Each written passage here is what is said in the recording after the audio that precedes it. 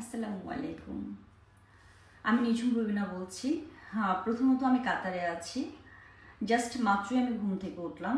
ঘুম থেকে উঠে একটা ব্যাড নিউজ দেখলাম যে আমার নামে অ্যারেস্ট ওয়ারেন্ট বেরিয়েছে। আমি নাকি টাকা আত্মসাৎ করেছি, আমি আর আমার হাজব্যান্ড মিলে। প্রথমত যে মহিলাটা মামলা করেছে, মহিলার নাম হচ্ছে সুরভি বেগম। আমি কোনো দিনও তাকে দেখেছি কিনা, ইভেন আমার কোনোদিন তার সাথে ফোন আলাপ হয়েছে কিংবা কোনো দিনও, প্লিজ আপনাদের কাছে, আমার সাংবাদিক ভাইদের কাছে এটা একটা রিকোয়েস্ট যে এতটুকু ডকুমেন্টস দেওয়ার জন্য। সে যে আমার নামে মামলা করেছে, যে আমি তার সাথে কোনোভাবে কানেক্ট ছিলাম কিনা। আর প্রথমত আমার হাজব্যান্ডের সাথে তার অনেক পুরনো নাকি পরিচয়, সেগুলো আমি জানতামও না। আর হচ্ছে তার কাছ থেকে 12,50,000 টাকা সে প্রথমত ধার নিয়েছিল একটা বিজনেসে। আমাদের যাই হোক একটু লস হয়েছিল, তার কাছ থেকে ধার নিয়েছিল। ধার নেওয়ার পরে যাই হোক টাকাটা হয়তো টাইমে দিতে পারেনি, তখন সেটা একটা স্ট্যাম্প করে সুদের উপরে টাকা দিয়েছিল 44,000 টাকা করে পার মান্থ। মানে 12.5 লাখ টাকা 44,000 টাকা করে পার মান্থের জন্য টাকা নিয়েছে। তাহলে বোঝেন কি পরিমাণ সুদ এটা। কিছু বলার নেই। আমি এগুলো কিছুই জানি না। আমি জেনেছি যে লাস্ট নভেম্বরে যখন আমার হাজব্যান্ড কাতারে আসে, তখন মহিলা আমাকে কল দিয়েছে। কল দিয়ে আমাকে বললো যে রাহুল নাকি তার কাছ থেকে টাকা নিয়েছে। তারপর তাকে না বলে সে কাতারে আসছে। যখন মহিলা আমাকে ফোন দিয়েছে, একটা মহিলা আমাকে যখন ফোন করবে আমার মাথা মুথা গরম হবে। আমিও তার সাথে খুব রাগারাগি করেছি যে আমি এসব কিছুই জানি না, সে আমাকে কেন ফোন করবে। সবকিছু মিলে যাই হোক পরে মহিলা কি করেছে, আমার বাসায় আমার সন্তান নিচে আসছে, এসে খুব সিনক্রেট করছে, আমাকে নিচে নামতে বলেছে। আমি আমার ম্যানেজারকে বলছি যে মহিলা যেহেতু রাহুলের কাছে টাকা পাবে, রাহুলের সাথে বুঝতে বলেন, রাহুল আসবে, দেশে আসার পর রাহুলের সাথে বুঝতে বলেন। আর যদি কোনো কিছু করার ইচ্ছা থাকে মহিলাকে থানায় যেতে বলেন, থানায় গিয়ে থানার মাধ্যমে হবে, থানায় জিডি করুক, কিন্তু বাসার কোনো পরিবেশ যেন নষ্ট না করো। তাই নয় সেই ইন দ্য মিন টাইম সে বাসার পরিবেশ প্রচুর ঘোলাটে করে ফেলেছিল। পর থানায় গিয়ে ওই সময়টাকে জিডি করেছে। জিডি করার পর থানা থেকে আমাকে কল দিয়েছে। কল দেওয়ার পর আমাকে জিজ্ঞেস করছে যে আমার হাজব্যান্ড কবে আসবে। আমি বললাম যে আগামী 1 তারিখে আসবেন। তখন বললো যে আসলে একটু দেখা করতে বলেন। যাই হোক আমি তখন কি করেছি, আমি রাহুলকে আর একা যেতে দেইনি। যখন মহিলা পরিবেশটা খুব ঘোলাটে করে ফেলছে, পরে আমি রাহুলের সাথে আমি নিচে থানায় গেছি। থানায় যাওয়ার পর ওসি সাহেব বললো যে হচ্ছে কি মহিলা যেহেতু একটু অসহায়, আপনি একটু টাকাটা যেভাবে বিজনেসের কাজেই তো নিয়েছেন টাকাটা দিয়ে দেন। পরে রাহুল বললো যে তখন 3 থেকে 5 দিনের মধ্যে বললো টাকাটা যতটা পারেন আপনি দিয়ে দেন, যাই পারেন।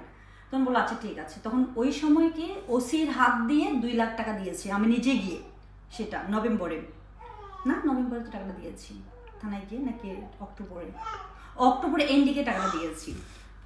পরে গিয়ে 2 লাখ টাকা দিয়েছি। আর হচ্ছে 12 লাখের মধ্যে হচ্ছে কি 1.5 লাখ টাকা রাহুল লাগিয়ে দিয়েছে। আর হচ্ছে 2টা চেক। তখন ওসি বললো যে আপনি তাহলে ওই টাকাগুলো কবে দেবেন, এক চেক দেন। তখন কি আমরা 2টা চেক দিয়ে আসছি 4.5 লাখ টাকা করে। 4.5 লাখ টাকা একটা চেক দেওয়া ছিল ডিসেম্বরে 10 তারিখে, আরেকটা চেক ছিল মার্চে 10 তারিখে। ওকে 2টা চেক। তখন আমি বলেছিলাম যে স্ট্যাম্পগুলো চেঞ্জ করুক, বলে স্ট্যাম্পের কোনো ভ্যালু নেই। হ্যাঁ বলে এখানে সুদ উল্লেখ করা আছে, এই স্ট্যাম্প দিয়ে কিছুই করতে পারবে না। আপনি স্ট্যাম্প বাদ দিয়ে আপনি 2টা চেকে আপনি আগামী মাসে টাকা দেন। আপনি ডিসেম্বরে 4.5 লাখ টাকা দেন, মার্চে 4.5 লাখ দেন, তাহলে ঝামেলা শেষ। Okay fine. পরে গিয়ে আমি নিজে একটু হসপিটালে ছিলাম নভেম্বরে আমি 15 তারিখ থেকে আমি প্রায় 10-15 দিন আমি হসপিটালে অ্যাডমিট ছিলাম। যাই হোক আমার ওইখানে অনেক টাকা চলে গেছে। যাই হোক একটু হাতের অবস্থা খারাপ গিয়েছে। পরে আমি থানায় নিজে ফোন দিয়েছি। তখন রাহুল কিন্তু আবার চলে আসছে, কাতারে চলে আসছে।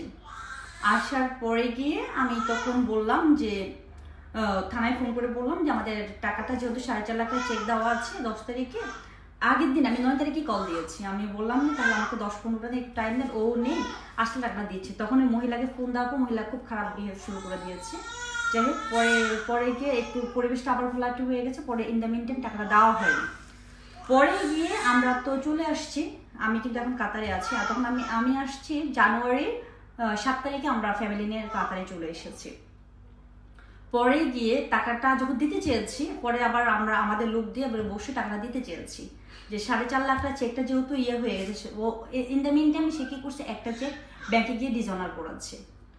ওকে, তাহলে একটা চেক তো আমাদের দিতেই হবে 4.5 লাখ টাকা। পরে দেওয়ার জন্য অনেকভাবে চেষ্টা করেছি। পরে সে কি করেছে, টাকাটা সে কোনোভাবেই সে বসতে চায়নি, টাকাটা নিবে না।